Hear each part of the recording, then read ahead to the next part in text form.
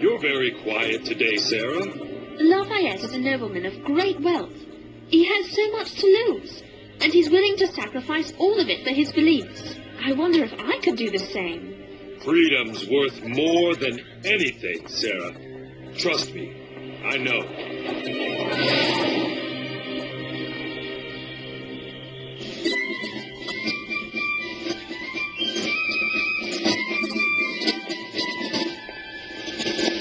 What's wrong, Gilbert? It is not every day one meets one's hero. Don't worry, and I can point him out for you. Thank you, Henri. But I will recognize him at once by the majesty of his face and figure.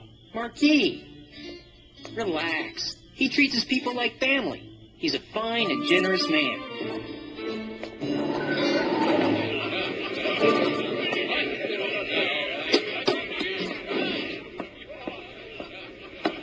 I dread this, Mr. Hamilton. These preening foreigners here to play at war. Many of our men refuse to serve under them, and no wonder. They seek only glory, with no understanding of that for which we fight.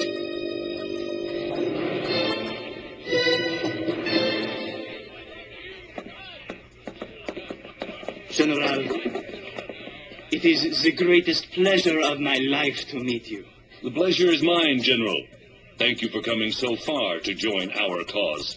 My aide-de-camp, Alexander Hamilton. The Marquis de Lafayette. And Franklin's boys, it's good to see you again. Thank you, General. I must apologize, sir. I am afraid you will find our troops greatly inferior to those of your own country. General, please. I am here to learn, not to preach. And in many ways, I feel like this is my country. The happiness of all humanity is deeply bound up with the happiness of Americans. I bring to you my sincerity and my goodwill, no ambition or selfish interest.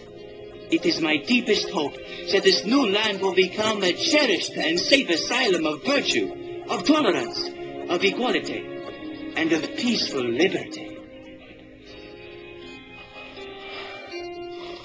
And finally, I sneaked out wearing a wig and a dress.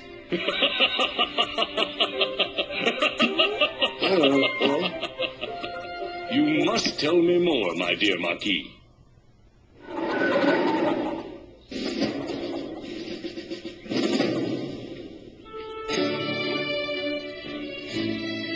I am ready. Patience, Gilbert.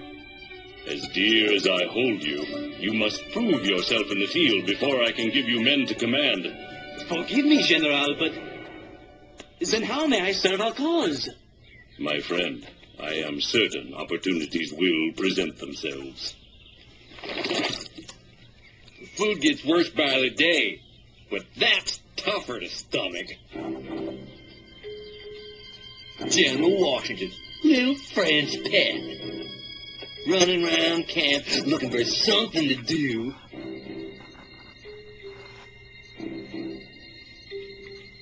Huh? Bon appetit, my good man. This reminds me of the most delicious roast venison I ever ate. And this roll, reminds me of my sweet wife back home. Sheer heaven. You, sir, what have you there? I dreaded dinner, till I imagined it was my favorite meal.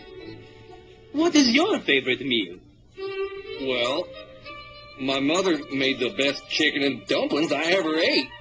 Then have a bite, my friend. And remember your good mother.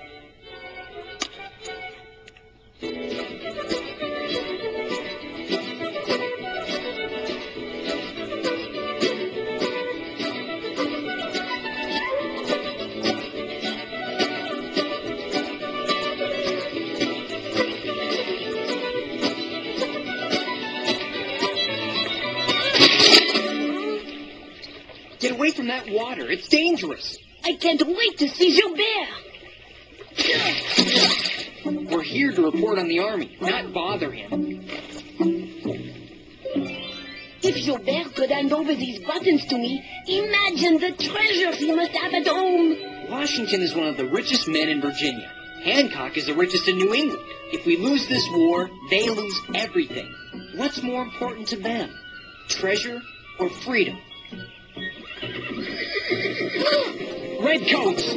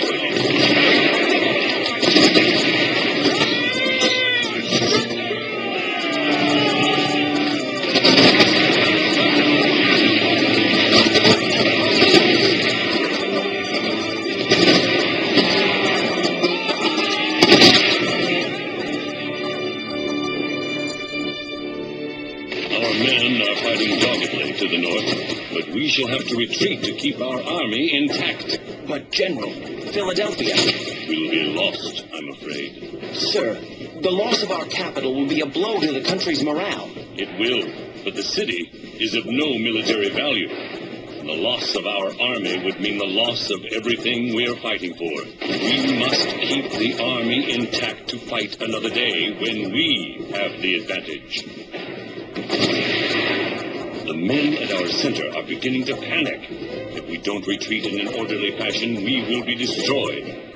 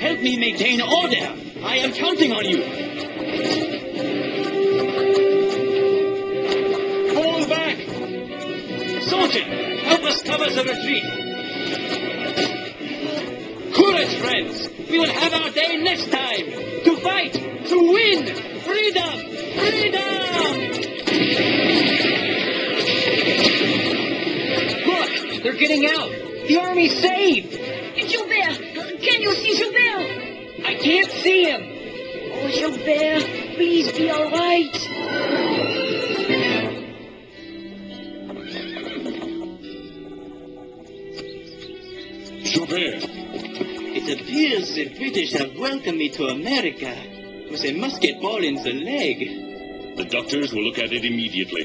Perhaps later, General. The men! The men are fine. The army will survive to fight another day. Don't move. Surgeon! This is my personal surgeon. Treat him as if he were my son.